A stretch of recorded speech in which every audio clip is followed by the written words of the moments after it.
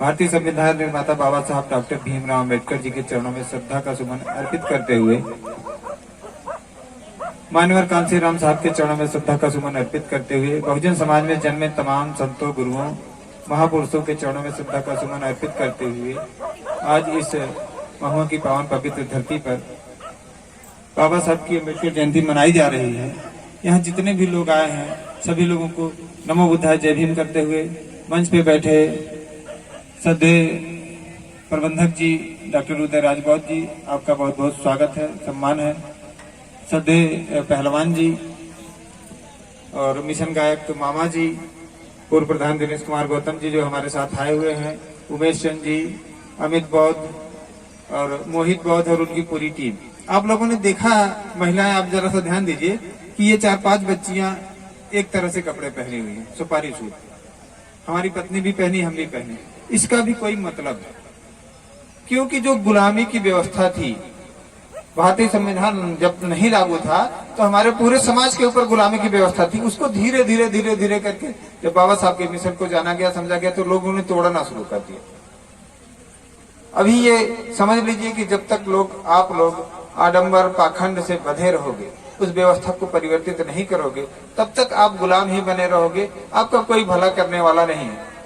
जैसे जब तक कि आप हिंदू बने हो, आज इस भारत देश में जो हमको संविधान में व्यवस्था मिली है नौकरी करने की, पढ़ाई करने की और राजनीति करने की, आरक्षण 3 चीजों में बाबा साहब डॉक्टर भीमराव अम्बेडकर ने दिया।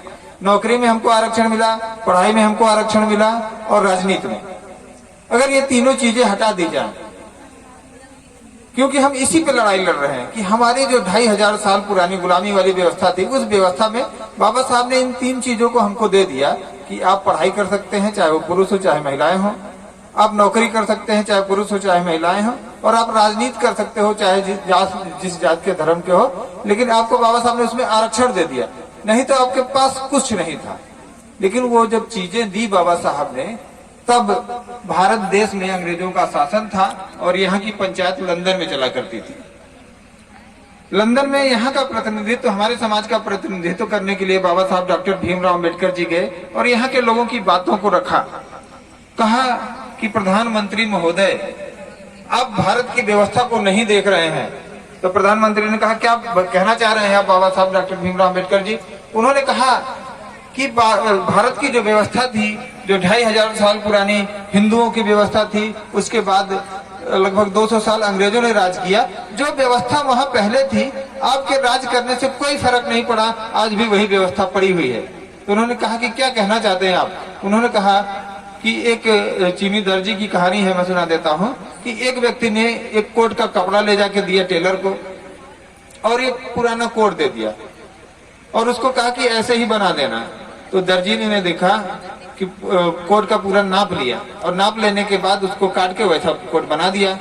तो उस कोट में कुछ चूहा काटा था। उसने देखा कि इसमें चूहा काटा, कैंची से उस कोट को भी काट दिया चूहे जैसा। फिर देखा एक जगह कोट में चकती लगी हुई थी, उसी तरीके से फिर उन्होंने चकती लगा दी और जैसे ही कोट सिल के तैयार हो गया, तो जब कोट वाला आया देखा, कहा, अरे आपने ये क्या कर दिया? आपने तो चूहे जैसा काट दिया, चकती लगा दिया। तो उन्होंने कहा कि जिस तरीके से वह दर्जी जैसे कि तैसी व्यवस्था को रखा, उसी तरीके से आप भारत देश में राज कर रहे हैं, लेकिन वह व्यवस्था जैसे पहले थी आज भी वैसे ही है। हमको उस व्यवस्था में परिवर्तन चाहिए।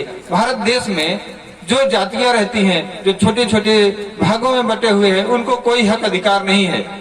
कुत्ते और बिल्ली को मान सम्मान मिलता है, लेकिन दलित समाज के लोगों को, 85% लोगों को भारत में कोई मान सम्मान नहीं मिलता है। हमारे यहाँ बर्तन निकाल के अगर बाहर रख देते हैं बड़ी बिरादरी के लोग, कुत्ता आ जाता है, चाट लेता है, तो उसको धो करके वो उसमें खाना खा लेते हैं। लेकिन अगर हमारे समाज का कोई व्यक्ति उस बर्तन को छू दिया तो उसको मारते हैं, गाली देते हैं और बर्तन को निकाल देते हैं। यानी कुत्ते और बिल्ली से भी व्यवस्था हमारे समाज की खराब है।